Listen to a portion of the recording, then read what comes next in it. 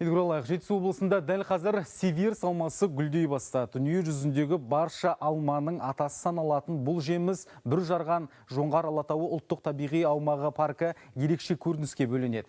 Ерекше қорғалатын аумақта жабайы алманың да әр бұтағы қызғыштай қорғалады. Қызыл кітапқа енген ағаштың биылғы жайқалған сәтіне тілшіміз куә болып қайтты. Біз бірнеше жыл қатарынан Жоңғар Алатауы ұлттық табиғи паркінің аумағының дәл осы жеріне келетінбіз. Бірақ биыл ғана осындай тамаша сұлулықтың куәсі болып тұрмыз. Шығысқа, батысқа, тіпті оңтүстігі мен солтүстігіне қарасаң да тау бөктерінде сиверс алмасы жайқалып гүлдеп тұр. Мыңдаған туристер жыл сайын көктемде Жапон еліне сакураның гүлденуін көруге асығады. Ал бұл өзіміздің Қазақстан, жер жанаты Жетісу.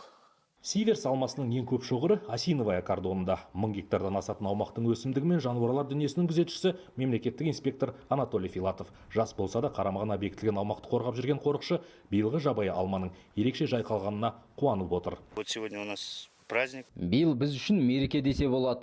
Сиверс алмасы ерекше гүлдеп жатыр. Мен бақылайтын аумақ теңіз деңгейінен 1200 метр биіктікте. Жабайы алма дәл осы биіктікте өте көп өседі. Мен осы бір сұлулықты сақтап, келесі ұрпаққа жеткізуге үлес қосып жатқаныма мақтанамын. Биылдан бастап жабайы алманы қорғау жұмысы күшейтілді. Қызыл кітапқа енген дақылды енді кез келген адам келіп зерттей алмайды. Ғалымдарға да құзырлы органдардың арнайы рұқсаты керек. Ал осы сұлулықты тамашалап, суретке түсіргісі келетіндерге есік ашық. Бірінші рет көруім тамаша, жақсы. Естуге қарағанда бүгінгі көрген жерімнен көрмеген жерімнің де әдемі жерлері бар деп естіп жатырмын. Мүмкін болса солардың барлығын көріп, фотоға түсіруге тырыспақшымыз.